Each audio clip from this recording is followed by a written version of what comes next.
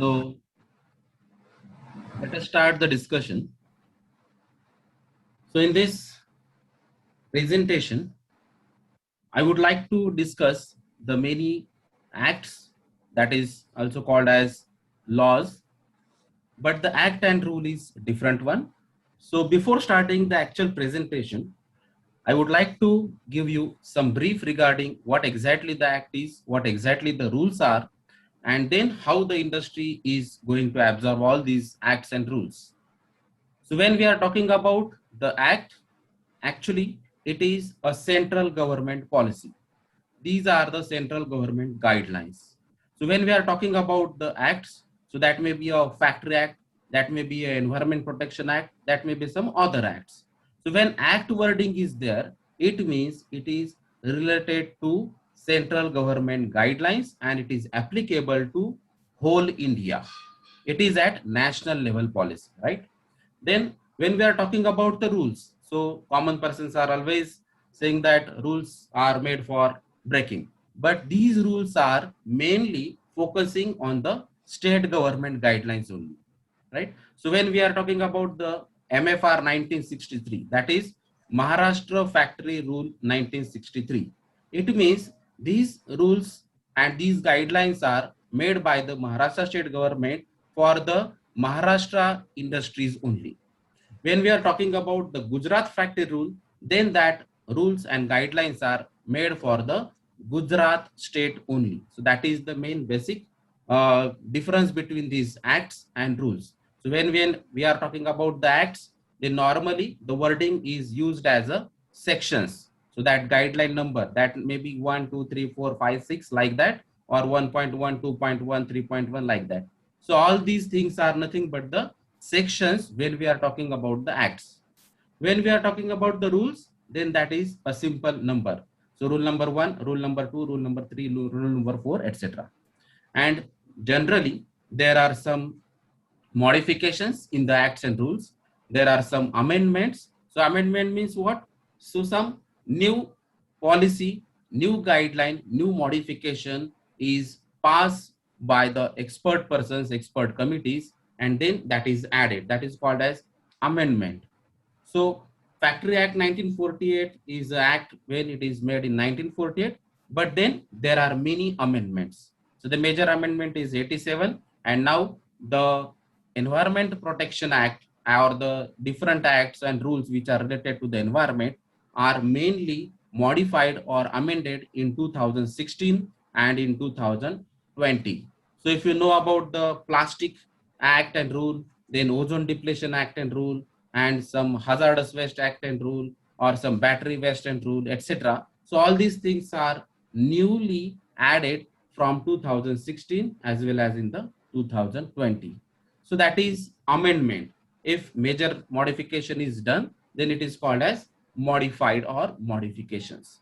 So there are different terminologies or wording always there in the acts and rule. That is why you must know what exactly the act means, what is mean by section, what is mean by rule number, what is mean by schedule. So normally when we are talking about the acts and rules, so there are again the schedules as well as forms are there. So what is mean by schedule? So schedule gives you a particular list of a particular thing. Say for example, the one of the schedule in the factory as clearly gives us the idea about the notifiable diseases. One of the schedule in Factory Act is gives us the idea list of notifiable diseases. So what exactly the notifiable diseases, what exactly the hazardous waste, what exactly the chemical waste, what is toxic waste, and what are the maximum permissible limits. So whatever the list of that particular thing with respect to the maximum permissible limit or that characteristics or the nature, that is called as schedule. So in some of the acts and rules, 2 or 3 schedules are there. In some of the acts and rules, more than that schedules are there. So depending on the requirement and depending on the vastness about that acts and rules, these numbers of schedules are depends. Then when we are talking about the rules, generally these forms are there.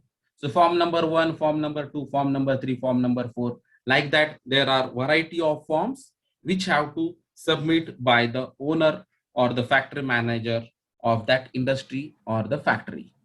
So sometimes the requirement may be from the Maharashtra Pollution Control Board. Sometimes the requirement may be from the Central Pollution Control Board. Sometimes the requirement from the Department of Industrial Safety and Health, and likewise. So there are a particular formats with specific parameters are given, and as a owner, they have to fill all these data regarding the safety, health, and environment. So before that particular schedule date, we have to submit all the information. Then they are going to verify this information. That may be physical, that may be online, that may be with some testing, etc. And then again, they are giving us the response as it is a corrected one, or there is some correction in this data, or there is some incorrect data or a fake data, etc. Whatever it may be. So all these things are set. So all these acts, rules, form, schedules, and some formats are already done or prepared by the expert person. But as a need, as per the need by the state government, as per the need by the central government, or whatever the conditions and the environment is in surrounding us, that may gives us a different idea, different prospectus about different rules and regulation. And that is why some rules and regulations, or some rules and regulation with modifications, and some rules and regulation with amendment are going to come. So for example, if safety officer requirement is there only one safety officer requirement from 1,000 employees, but nowadays this requirement is come up to 50 or 250 or 500.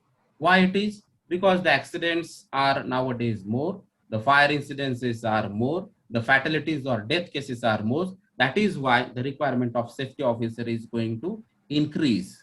And after some fatal accidents in this COVID-19 pandemic, the Department of Industrial Safety Health is decided that there should be a safety officer, there should be a COVID safety officer. So why this is required? So that condition gives us the idea that we have to take care about the public, we have to take care about these employees, unless and unless they are knowing about these COVID-19 symptoms, COVID-19 effects, their health effects, etc. So someone should be there in the industry that they are going to tackle these problems, they are going to guide these persons, etc. So these are the different examples in the industries where the need is changing, right?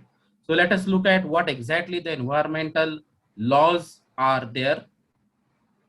So before that, so this sentence gives you the idea. We are born to help the world, not to destroy it. Then why we are destroying the environment? So I'm not going to give you the definition, what exactly the system is, what is surrounding is, what is environment.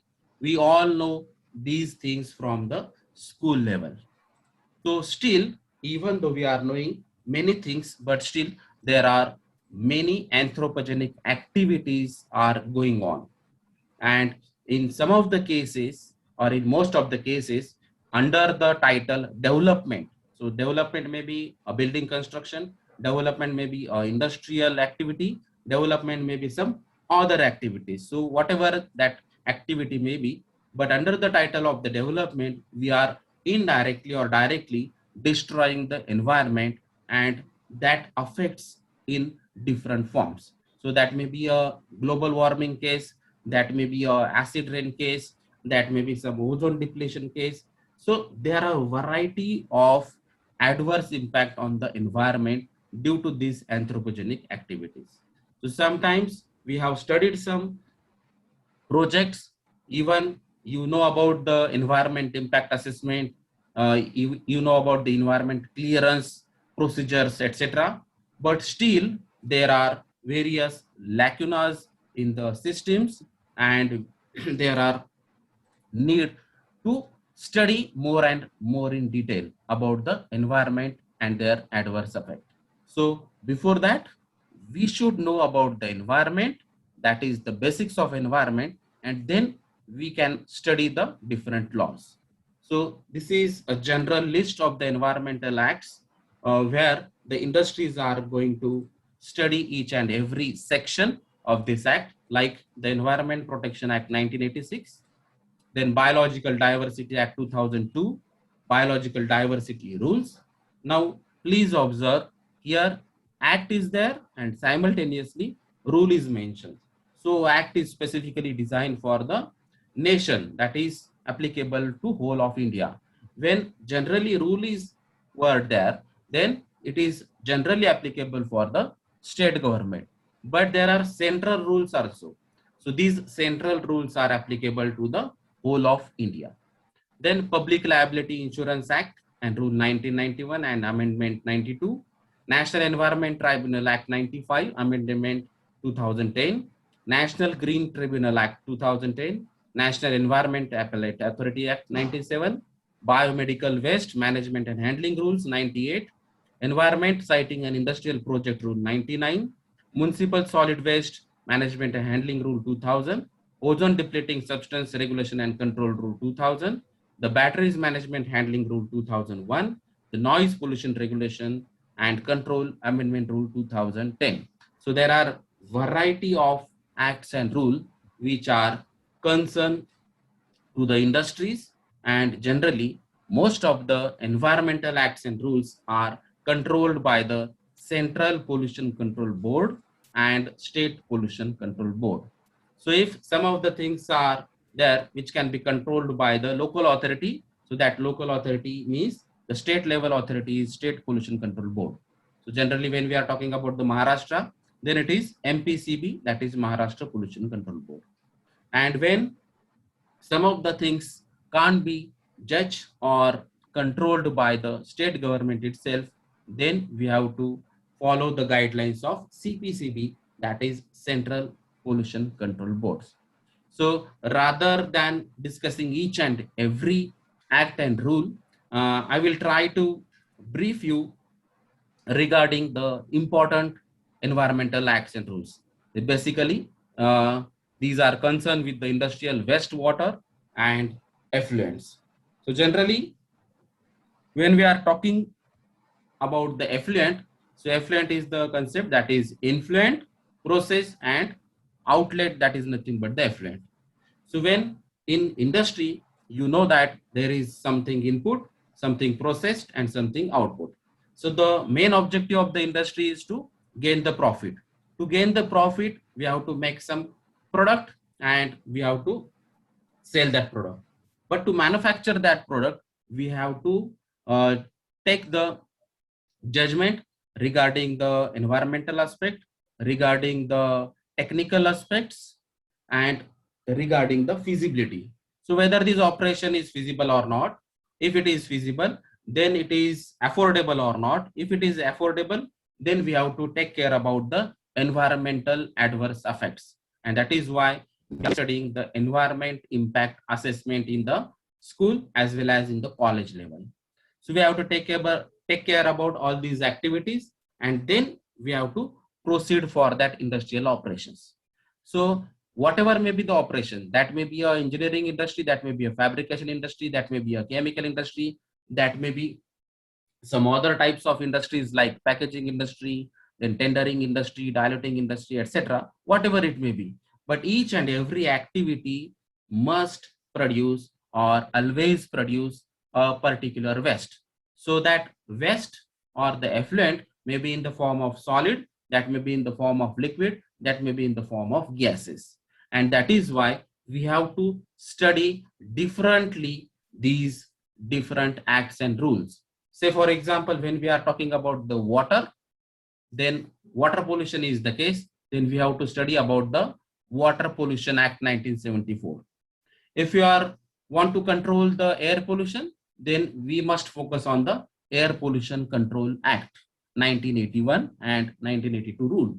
If you want to focus on the biomedical waste, because nowadays in the COVID-19 pandemic, you know, this biomedical waste is very hazardous and it is adversely impacted on the human being. So this biomedical waste is also important nowadays. So again, we must know about the biomedical waste, how to handle it, how to manage it, what are the process, what are the treatment, how to collect, how to segregate, etc.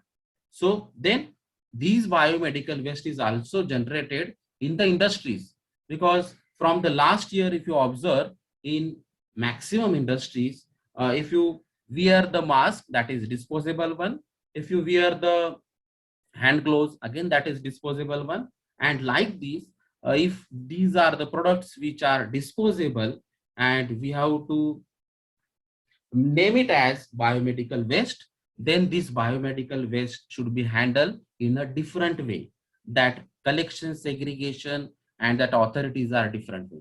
When we are talking about the Air Pollution Control Board, then that is control under the Maharashtra Pollution Control Board. When we are talking about the water pollution or effluent, then that is again under the control of Maharashtra Pollution Control Board. So likewise, if you take the examples of different waste like solid waste. So if it is a general solid waste, then there is a municipal solid waste management rule. And from the reference of this municipal solid waste rule, we can handle this solid waste. So we all know about these debris. We all know about this solid waste. Nowadays, we are very much aware about this dry waste, wet waste, the segregation of these solid waste in the vehicle itself or at the site itself. And then there are variety of treatments available in the at the municipal solid waste site. So likewise, there may be a chance of battery waste, because nowadays we are using electronic or electrical devices mainly which are based on the battery, and these rules specifically come and amended in the 2020 also. So why this 2020 amended battery rule is important? Because in future, in near 5 years only, most of the fossil fuel based vehicles are going to replace by the battery vehicles. So how to handle these batteries now? How to dispose of these batteries? How to use these recyclable batteries, etc. So all these things should be thought of, and that is why central government think of this battery rule amendment in 2020. So I have mentioned here the basic rule 2001, but I have also presented the battery rule 2020 in one of the presentations. Then noise pollution rule is also there. So we have to reduce the noise. It is a part of air pollution. Most of the common persons are not knowing that noise is a part of air pollutions. So if you observe the definition of air pollution in the Air Pollution Act, then noise is one of the part. And then it is separately mentioned, and it is given as a noise pollution rule 2010 afterward. But in 1981, the noise is considered as an element of the air pollution. That is why this noise is also mentioned under the Air or the Environment Acts. So let us discuss one by one in brief what exactly the idea, what is the background, what are the objectives, how to handle these types of acts and rules by the industries. So water pollution and water quality. So we know what exactly the pollution of water is, what are the water pollutants, what are the types of water pollutants, what is the source of water pollutions, how to control it, how to reduce it. There are variety of ways, etc. But I'm not talking about the water pollution in general. I'm talking about industrial water pollution only, right? So for the water quality, you may have the idea there are different parameters. Near about 104 parameters are there for the water pollution controlling.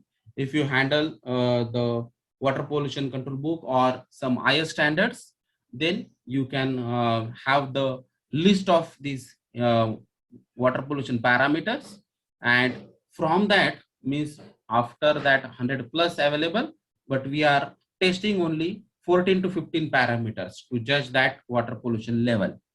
So again, when we are talking about water, so that may be a potable water, that may be a water used for washing purpose, that may be a water used for some other purpose. So when we are talking about the drinking water, then it is technically called as potable water. So potable water norms are different one. So that is IS 10500 standard is there, where you can understand the potable water standards. So what exactly the pH level should be, what is the DO, what is BOD level, what is COD level, what is alkalinity, what is acidity, etc. There are number of parameters are there for the potable water also. But these parameters and the maximum permissible limits are different in the industrial water, because the main application of this industrial water is different one than the potable water which is at residence, right? So here in 1974, this Water Prevention and Control of Pollution Act is there. So it is enacted by the Parliament in 1974, and it is applicable to the states from their dates of their adoption. So many of the states adopted this act in 1974, and they are amended mainly in 1978 and 1988. So in each and every act, there are different chapters and different sections, and then schedules and forms. So in this Water Act 1974, there are 8 chapters and 64 sections, right? So I can't give you the detail of all these 8 chapters and 64 sections in few minutes. I will try to give you a basic idea what exactly the Water Act 1974 is, what is the significance of this act, and what is the relation or linkage of these acts to the industries, right? So this applies to a certain states and the states who adopt it. What exactly the pollution means? Now, if you ask the student of school level or the college level, the different definitions are there of the pollution. But when we are discussing about the act and rules, the definition should be specific. So when we are talking about the water pollution, it means such contamination of water or such alteration of the physical, chemical, or biological properties of water, or such discharge of any sewage or trade effluent or of any other liquid, gaseous, or solid substance into water directly or indirectly, as may or is likely to create a nuisance or render such water harmful or injurious to public health or safety to or to domestic, commercial, industrial, agriculture, or other legitimate uses, or to be the life and health of animals or plants or the aquatic organisms. So from that definition, you can understand this definition is very lengthy, difficult to recall and remind, etc. We are not going to recall or remind all these definitions. Don't try to mug up this.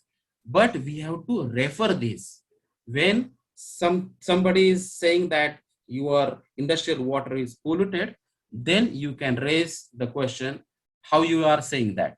Then with the help of this definition, if it is proved that this water pollution is there in your industry, then you have to take care about the precautionary measures or the treatment measures for this industrial water.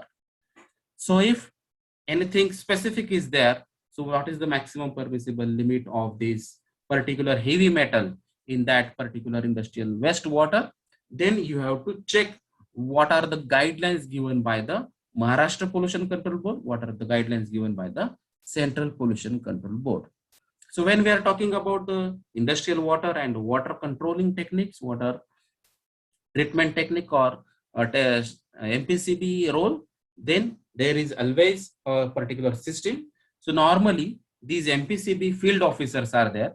So these field officers can visit to your industry anytime and with any frequency. So they are going to take the samples of these industrial water from any source, and then they are going to test these water samples. So then they have to compare all these parameters of that MPCB standards first. If the parameters are within the permissible limits, then the lab report is okay. If that is the exceeds the permissible limit which is given by the MPCB, then they are going to give you a particular note that this particular parameter, this COD is increased by this number, maximum permissible limit is this one, and you have exceeded this limit. So control this COD. Now, what is the role of this industry? So they have to think of what exactly the COD limit is and why this COD is increased in these days or in these months or in this particular time durations.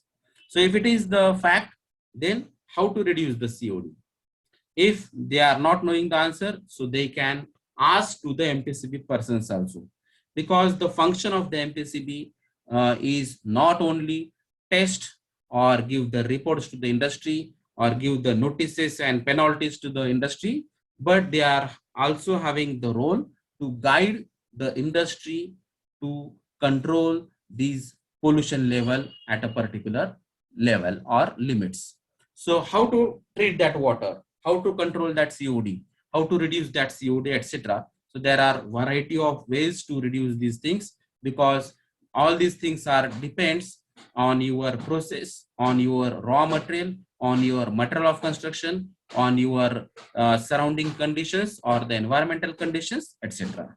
So what is the quality of water, what is the process, what is the quality of your raw material, number of parameters are there.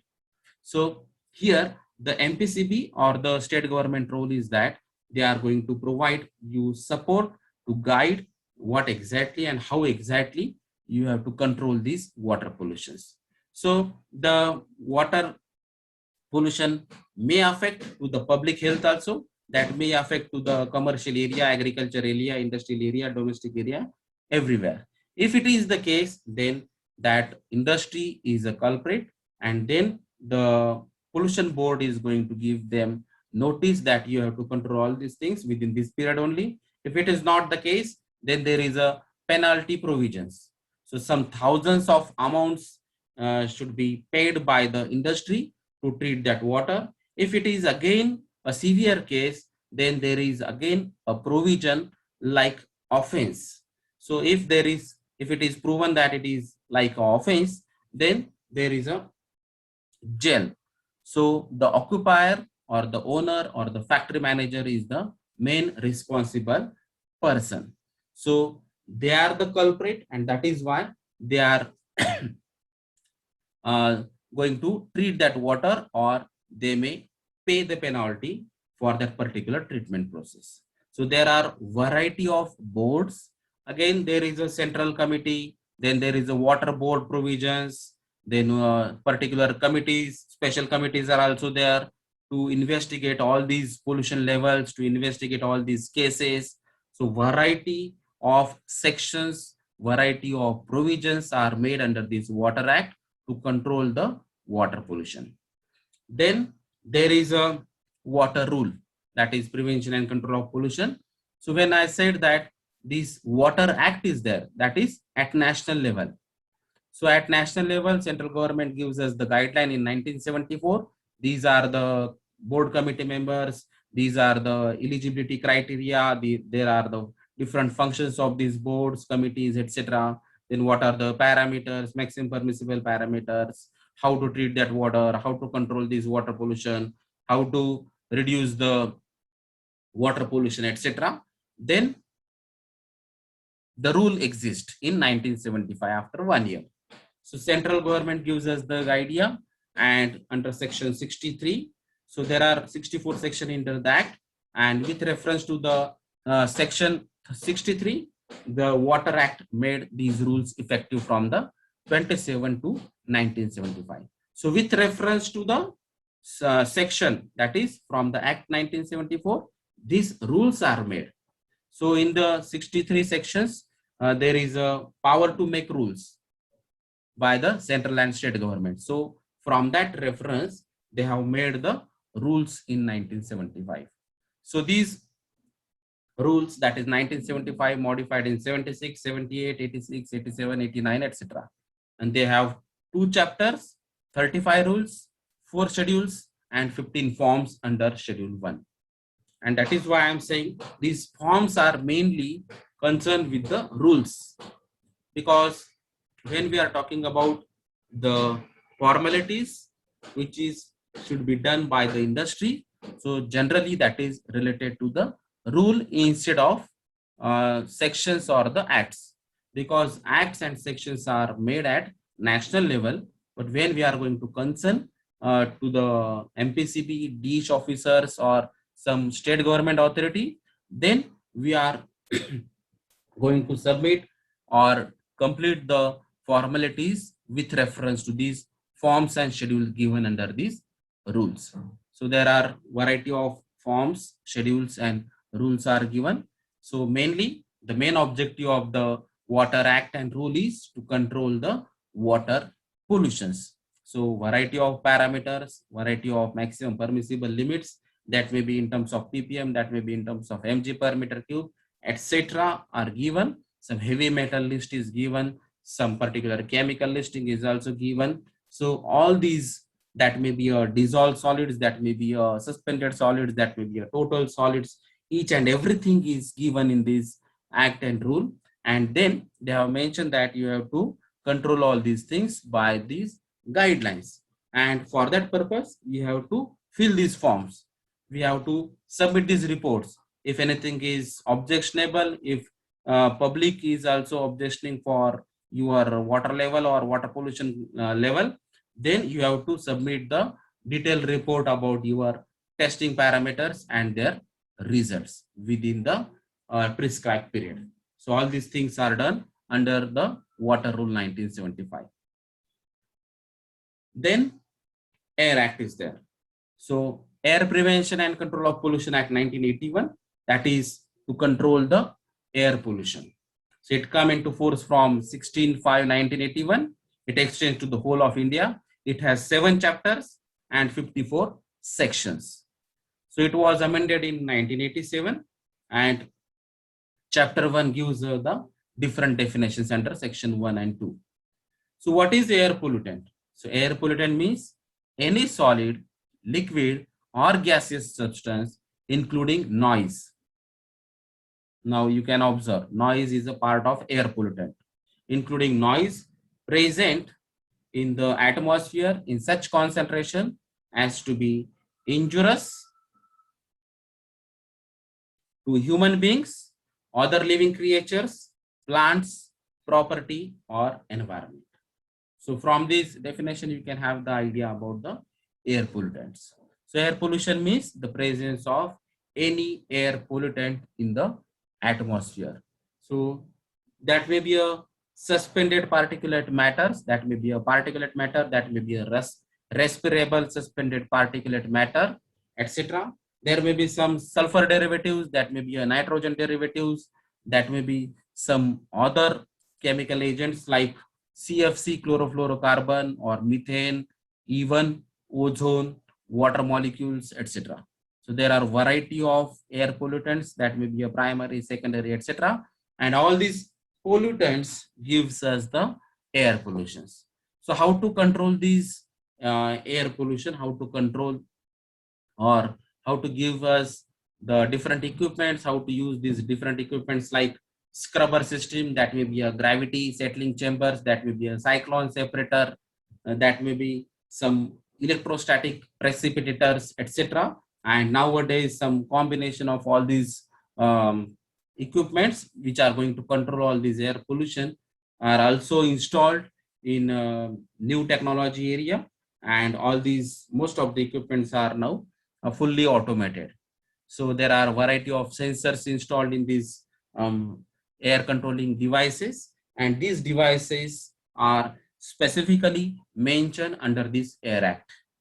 So when the amendments are come, so this primary combustion chamber is converted into primary plus secondary combustion chamber like this. So when you observe the two-wheelers, so from 2000 onwards, if you observe the two-wheeler, in the two-wheeler, there is a change in the catalytic converter. So there is a two-stage catalytic converter. So catalytic means nickel or platinum catalyst is used for the complete combustion process. So normally there are CO and CO2, both pollutants are there, carbon monoxide and carbon dioxide. Generally what happen in the two-wheeler, we are filling the petrol in the IC engine, the petrol is going to convert into heat, and this heat is going to utilize to convert it into the mechanical energy. So while doing that, the combustion is the main process. So fossil fuel means petrol, petrol means hydrocarbon. So hydrogen is going to convert into water, and carbon is going to convert into CO2 theoretically, because if the complete combustion process is there, then carbon is going to convert into CO2. But if there is incomplete combustion, if excess oxygen is not provided, or due to some technical reasons, the complete combustion process is not there, then due to incomplete combustion process, carbon monoxide may be produced. And even though CO and CO2 both are pollutant, CO is more dangerous than the CO2. So carbon monoxide, when inhaled by the person, carbon monoxide is directly contacted to the blood in the, that is hemoglobin, and carboxyhemoglobin is created. So instead of oxyhemoglobin, carboxyhemoglobin is created, and it may attack on the central nervous systems, which may lose a temporary judgment by that person. So why this CO is more toxic, more dangerous than the CO2? And that is one of the reason, that is from the health aspect. So generally the common persons are knowing about the carbon dioxide only, but the expert persons are always focusing on the carbon monoxide instead of carbon dioxide. So likewise, there are variety of issues under this Air Act. Say for example, another example is CFC. So chlorofluorocarbons is also one of the greenhouse gas. So nowadays, if you observe, CFC free products are always there. Why? The CFC percentage wise or statistical data wise, only 17% CFC is there in throughout the greenhouse gases. But the effect of the CFC is more than the other gases. The simple example gives you the idea that one chlorine molecule destroys more than 1 lakh ozone molecules. Please listen carefully. One chlorine molecule destroys 1 lakh ozone molecule in the ozone layer. And we know that the ozone layer is going to protect us from the UV rays. And that is why the ozone layer is important. If the CFC gases are there, then the ozone holes generation have already started, and now it is in good control. But we have to stop that CFC product, and that is why government decided to ban these CFC products. So likewise, there are variety of equipment guidelines, variety of chemical guidelines, variety of effects, and variety of functions of the Maharashtra Pollution Control Board, Central Pollution Control Board, laboratory facilities, manpower facilities, sampling technique facilities, etc. are there for the air pollution control. So there may be a stack monitoring, maybe there may be noise monitoring, there may be a working environment monitoring, etc. There may be a personal level monitoring. So if I want to find out what exactly the pollution level in my body is there, then we have to monitor these air pollution level, that is air respiration by me, with the help of personal air sampler. If I want to monitor the working environment in my lab, in my workplace, then I have to use the workplace monitoring device. If I want to check the pollution level in the surrounding area, that is outside my house or outside my industry, then we have to follow the NAC rule, that is National Ambient Air Quality Monitoring Systems. So variety of systems are also guided by this Air Act and air rules. So all these things are mandatory to the industries, and that is why industries are always doing these different types of monitoring. So this is the rule. After 1981, this air rule, that is Prevention and Control of Pollution rule, exists in 1982 under section 53, or with reference to this section 53, this rule is made, which comes effective from 18/11/1982. So these rules are having 7 chapters, 17 rules, 3 schedules, and 9 forms. So if I have done stack monitoring, so that stack monitoring should be filled in one of the form. If I have done the NAC monitoring, then I have to fill that data in one of the form. If I want to utilize some other fossil fuels or the renewable energy sources, etc., then I have to fill or apply with reference to particular form. So likewise, there are variety of forms, variety of schedules that have to prefer, and then we have to follow all the guidelines with reference to the MPCB or CPCB. Then, so Water Act is 74, Air Act 1981. And after Bhopal gas tragedy, Environment Protection Act came into exist. Because in the Bhopal gas tragedy, more than 3,000 deaths are occurred, and due to the environmental conditions also, this number is more. If we can control that environmental conditions or the parameters, then the death or the number of deaths may be less. And that is why the Environmental Protection Act 1986 come into exist. So it has 4 chapters and 26 sections.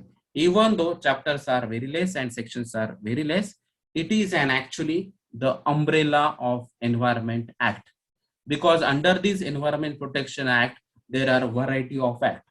So Noise Pollution Act or rule is the part of Environment Protection Act.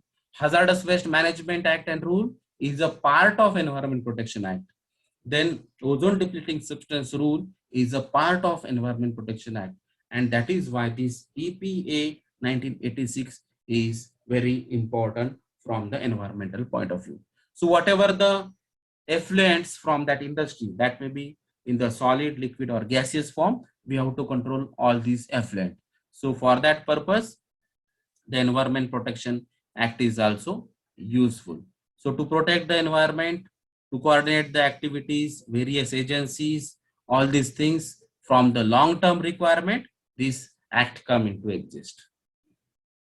Then the rule, that is Environment Protection Rule 1986. Under this, with reference to the section 6 and 25, the Environment Protection Act made these rules effective from 1981-86, and they were amended in 1987, 88, 89, 91, 92, 93, 96 to 2006 every year. They have 14 rules, 7 schedules, 4 annexures under the schedule 4, 5 forms under annexure 1, different notifications dating from 2/1/1991 and onward, specifying guidelines, area categories requiring environmental clearance from the listed projects, and forming the expert committees from the environmental impact assessment. So environment clearance is one of the major case for this EPA. Then environment impact assessment is another important case. So with the help of this EC and EI only, your project is going to sanction. Specifically, there are different areas are listed under this EPA. Suppose if any area which is covered under the seashore activities, or if it is covered under the CRZ regulations, if it is covered under the military regulations authority, likewise, if it is the case, then you have to follow each and every guidelines of them first, and then you have to refer this EPA Act 1986. So the stringent guidelines are given for that particular areas, especially, for example, simple example is National Park in Borivali, Mumbai. So that is one of the case, that is one of the area which is covered or controlled by the central government authorities. So sanctuary area or forest area, these are the specific area which is clearly defined by the Environment Protection Rule and Act, and which is controlled by the central government authorities. Then another rule is there, that is called as MSIHC rule. So when we are talking about the Effluent Act and rule, so that is one of the important rule from the industrial point of view. So when industries are talking about the rules about the effluent, about the waste, they mainly talk about the hazardous chemicals. So this manufacturing of hazardous chemical, storage of hazardous chemical, import of hazardous chemical, each and every guideline related to the hazardous chemical is given under this MSIHC rule 1989. So they have 20 rules, 12 schedules. Under these short title, commencement, definitions, duties of authorities, general responsibilities of the occupier, notification of major accident, industrial activities, to which rule 70 to 15 apply, then approval and notification of site. So this site means that hazardous chemical site where you are manufacturing or storage or importing these things.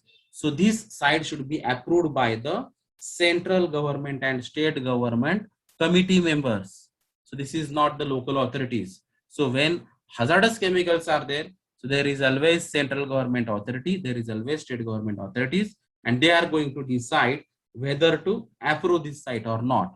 That is the initial step of this hazardous chemical handling sites. So then transition provisions, then safety reports, safety audit reports should be made by the industries. So what exactly the nature and characteristics of these hazardous chemicals are, how much quantity you are going to store or manufacture in that premises or in that site. If any fire accident is there, if any explosion is there, then what is the effect of that fire accident or explosion accident in your premises as well as in the surrounding. So each and everything should be given in the safety report and safety audit report, because there are certain chemicals which are very dangerous, very explosive category, and if they are even in the small quantities in terms of kg, but their effect may be in terms of kilometers of radii. That is why each and every detail should be given in the safety report and safety audit report with reference to rule number 10. Then if any modification is there, then we have to update the reports of this rule number 10 safety reports. Then there is a specific requirement of on-site emergency plan and off-site emergency plan. Nowadays, if some accident is happen, the common public always asks why there is no emergency plan is there. So for each and every activity which is specifically related to the hazardous chemical, there should be on-site emergency plan, there should be off-site emergency plan. And there is a provision that you have to conduct a mock drill of that emergency plans also. So if in case any leakage of hazardous chemical, if any fire incident of hazardous chemical, if any explosion of hazardous chemical is there, or if any reaction of hazardous chemical is there, then what we have to do, what exactly the role of safety officer, what exactly the role of owner or occupier, what exactly the role of other employees or the firefighter officers or some other emergency officers, etc. So each and everything is given under this rule number 13 and 14. Then information to be given to the person liable to the affected by major accidents. Disclosure of information. So all the information should be given to the public, common public, and nowadays it is published on the website of that company. So from that information, you may have the idea that this much chemical, this hazardous chemical is stored in this area. So we have to take care about these things like a static charge or some sources of electricity, sources of some ignition, etc. We have to take care about all these things. Then there is a import of hazardous chemical specific rule, improvement notices, and power of central government to modify the schedule. So variety of schedules are there with reference to rule number 20. So these are the 20 rules, different schedules under this MSIC rule. Then the next rule is noise pollution rule 2000. So nowadays we are hearing about that if the noise is more than that, after 10 p.m. the police is not allowing you to make a noise. Why all these things are there? So from 2000, these rules come into exist, and that is why there are provisions after 10 p.m. up to 6 a.m. So 10 p.m. to 6 a.m. there is a restrictions of noise. So depending on your area zone, we have to restrict all these noise level. And that is why even normal police officer must have the noise meter for measuring the noise. If someone says that our neighbor is making the noise, so please stop them. But before that, we have to measure that noise, whether it is exceeds the maximum permissible limit, which is given under this noise pollution rule 2000. So with reference to that only, we can go for the action. So in the industries also, in industries, there are variety of operations. That may be a punching operation, that may be a grinding operation, that may be a cutting operation, that may be a construction activity. Variety of operations are there where noise is created. So when sound is uncomfortable, that is called as noise. That is the simple definition of this noise. So to regulate and control this noise, there are some sources, some guidelines are given, and for the surrounding case, the National Ambient Quality Standard is always there, that is NAAQ. So the variety of schedules, rules are given under this noise pollution rule. So under this specific criteria you should know, that is there are 4 divisions or area like ABCD: industrial area, commercial area, residential area, and silence zone. So we have to control these noise pollution with reference to the daytime and nighttime limits. So in the daytime is 6 a.m. to 10 p.m. and nighttime is 10 p.m. to 6 a.m. So in the daytime, the industrial area limit is 75 decibels A. So A means that is ABC scale. So A scale is there and dB means decibels. So 75 decibels is the maximum permissible limit for the industrial area zone in the day, and in the night time 70. Likewise 65, 55, 55, 45, 50 and 40. So in the silence zone, hospitals, schools, institutes, etc. are there, and in the silence zones maximum 50 decibels or the maximum 40 decibels in the night time is permissible. So if the noise is beyond that limit with the reference to this area, then we can go for the objection in the nearest police station, and nearest police officer can measure this noise for a particular time, and then they can take the action.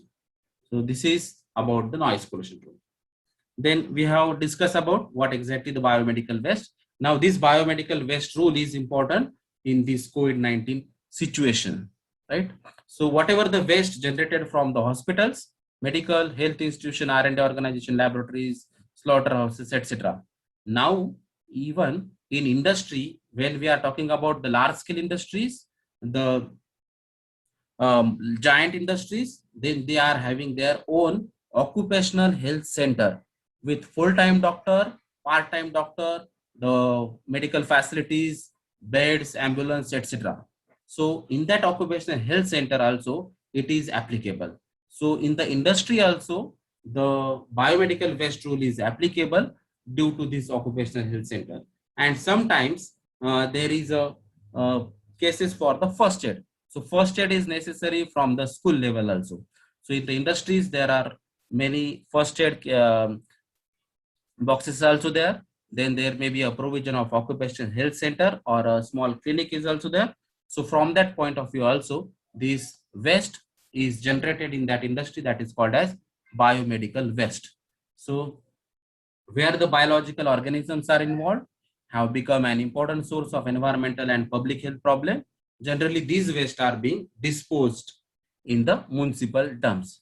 So when we are talking about these municipal dumps, so this biomedical waste site is different one and solid waste management site is different one.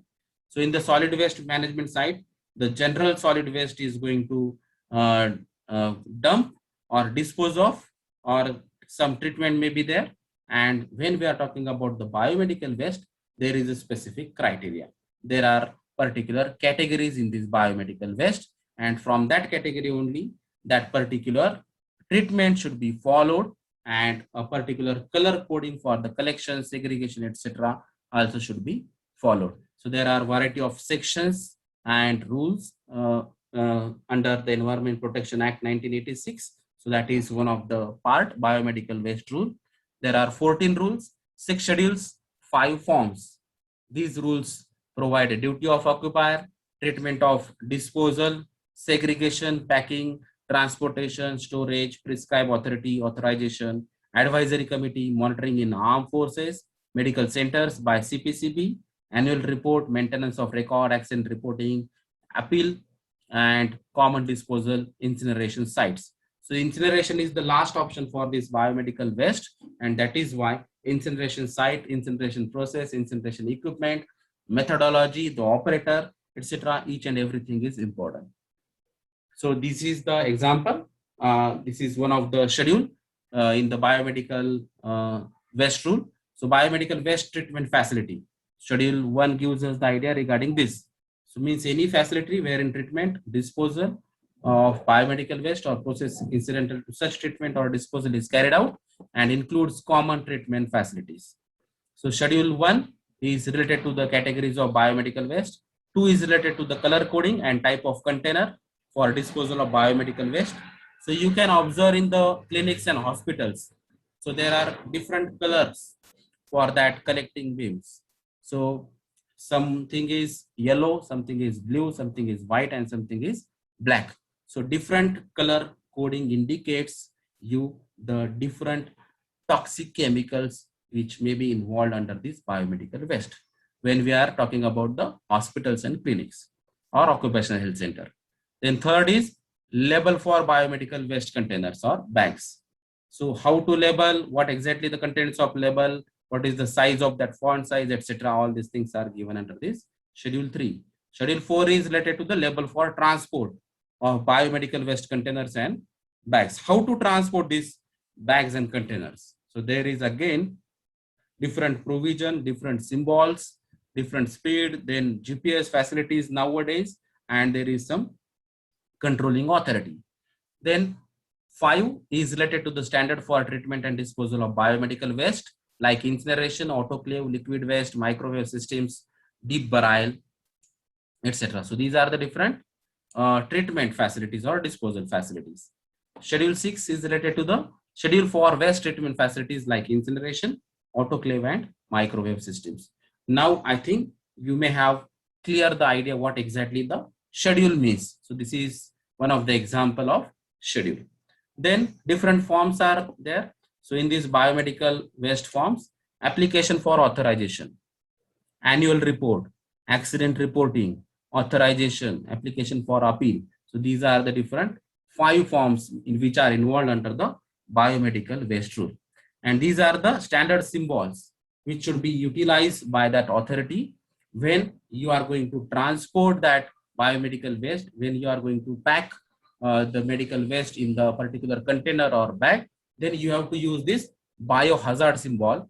And if the expiry date medicines are there, then it is called as cytotoxics. So if this symbol is there, it means the expired medicines are there. That is also come under the biomedical waste. Then if you go through these categories, different categories of these biomedical waste, that is human anatomical waste, animal waste, microbiology, biotechnology waste, then waste sharps, discarded medicines, cytotoxic drugs, then solid waste, liquid waste, incineration ash, and chemical waste. So variety of waste categories are there as per schedule 1. Then the treatment and disposal facility is also guided by this Maharashtra Pollution Control Board. So incineration or deep burial or some local autoclaving, disinfection, chemical treatment, or some other destruction and drug disposal facilities, landfilling, etc. So variety of treatment and disposals are clearly mentioned with respect to that particular category, right? So this is the one of the example of schedule. So this is schedule 1, categories of biomedical waste, and details are given. So likewise, variety of schedules and different forms are available in different acts and rules. So this is the battery rule. So nowadays I have mentioned that we are utilizing variety of electronic products. So that may be a mobile, that may be a laptop, that may be desktop, that may be palm top, etc. So we are using these batteries. So some batteries are recyclable, some batteries are one-time usable only. So what to do with these batteries? So that is why this battery rule come into exist from 2001. So they have 14 rules, 1 schedule, and 9 forms. So there are different terminologies in this battery rule, like manufacturers. So who is going to manufacture this battery? Importer, who is going to import that battery? Reconditioner means you are going to modify, you are going to improve, you are going to correct some technicalities in that battery, and then you are going to reuse that battery. That is called as reconditioning of these batteries. Then assembler, who is going to assemble that battery? Dealer, recycler, auctioneer, consumer, bulk consumer involved in this manufacturing process, sale, purchase, and all these battery facilities. So each and every terminology is clearly defined in this battery rule. Who is going to do what. So what exactly the authorities, responsibilities, and what exactly the functions, right?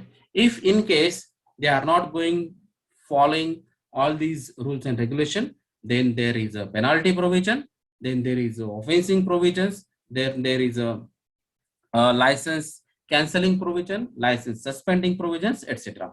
So all these things are clearly mentioned under each and every rule.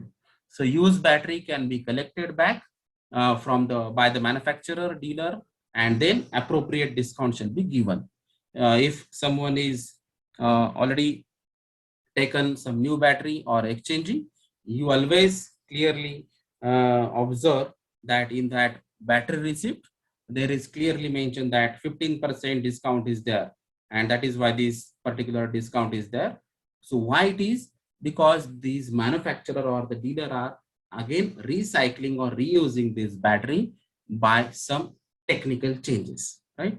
So that is why these discounts are given. And due to this discount offers also, the public is motivated to give that battery back to the manufacturer, right? Otherwise, our habit is that this battery is going to consider as a solid waste, and this is going to the Ghanta Gadi or that particular Kachra Gadi, and that solid waste management site is going to handle that battery.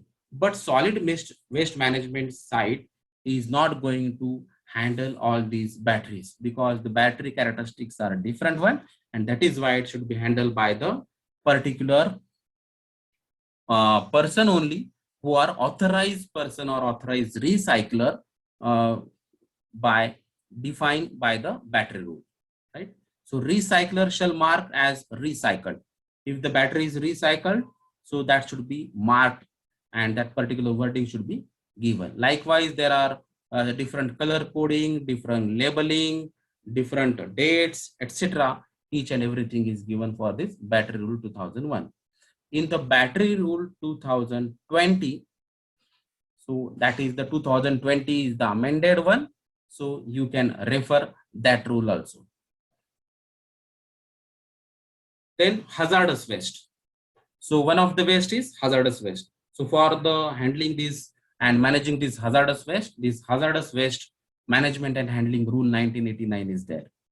So hazardous waste means any waste by reason of any of the physical, chemical, reactive, toxic, flammable, explosive, or corrosive characteristics causes danger or is likely to cause danger to health or environment, whether alone or when in contact with other waste or substance, and shall include the waste listed in the schedule 1 to 3. So each and every chemical is listed in this schedule 1 to 3, and that is called as hazardous waste. So generally we can understand the toxic chemicals, the flammable chemicals, explosive chemical, corrosive chemicals are the hazardous waste chemical.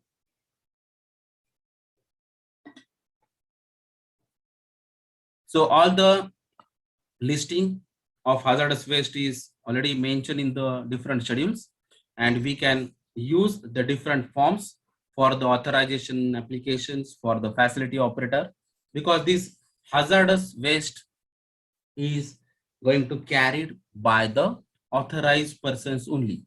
So that authorized persons are decided by the Maharashtra Pollution Control Board and Central Pollution Control Board. And that is why hazardous waste management site is at different locations for a particular region. So for Mumbai region, a particular third party is there, that is Mumbai hazardous waste management site people. Then for the rest of Maharashtra, Nasik, Nagar, Pune, there is a site at Ranjangaon. So these peoples are going to, that is MEPL. So MEPL company is going to collect, segregate, and treat this hazardous waste. So only authorized persons and only trained persons are going to handle all these types of hazardous waste. So they are going to fulfill all these guidelines which are given under rule number 6, rule number 7, rule number 8, 10, and 9. And all these controls, that is packing, labeling, transporting, etc., is controlled by the State Pollution Control Board. In our case, that is Maharashtra Pollution Control Board. So each and every form should be filled while collecting, while segregating, while storing, while transporting, while treating, etc. So each and every activity has certain form, certain format, and that should be handled to a appropriate person. Then there is another rule, chemical accident rule. So in the effluent, in the industrial water itself, if any chemical is there, then how to handle the accidents which are due to this chemical. So that rule is chemical accident rule. So with reference to the section 6, 8 and 25 of the Environment Protection Act, these rules are made from 1996 and were amended in the 1908. So there are 13 rules and 8 schedule. So it is specifically related to the chemical accidents only, emergency planning, preparedness and response. Then there are other rules like ozone depleting substance rules. So we already discussed about the CFC, that is chlorofluorocarbon components, then ozone depleting, then hole may be created. So we have to control all these. That is why our government has banned these CFC products, and nowadays we are producing the CFC free products, and all these things are related to this ozone depleting substances rule 2000. So we already talked about the routine activity, that is solid waste management site, and this activity is controlled under municipal solid waste rule 2000. Then there is another act and rule, that is public liability insurance act and rule. So if any accident is happen while handling the hazardous substances, so if that due to that accident, if that impact is on the public, then who is going to insure that public? And that is why this public liability insurance act and rule is there. So if the accident is happened due to the hazardous substance handling, storing, transporting, etc., and if that impacts on the public, then the insurance is there, and that is why some amount or the compensation amount can be handed over to the public. If there is a fatality or death, then the dependent can get the benefit of this insurance. So each and everything in detail is given under this public liability insurance act and rule. So I have tried to cover most of the acts and rule which are related to your industrial water pollution, effluents, that may be a solid effluent, that may be a liquid effluent, that may be a gaseous effluent, and that may be a particular type of waste, that may be a solid waste, that may be a hazardous waste, that may be a chemical waste, that may be a biomedical waste, that may be some other types of waste. So I have tried to control all the acts and rules which is related to the waste, effluent, wastewater, which is related to the industry. So thank you. Thank you very much for giving me the opportunity to present all the